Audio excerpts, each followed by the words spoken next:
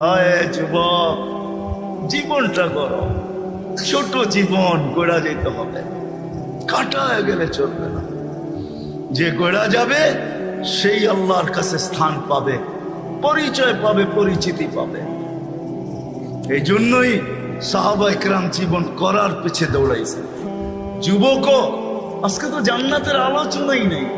আগে যদি আসতাম তাহলে শুনাইতাম জান্নাত কাকে বলে। হায় যুবক, কিসের জন্য পাগল হয়ে গেল? এই 60-70 বছর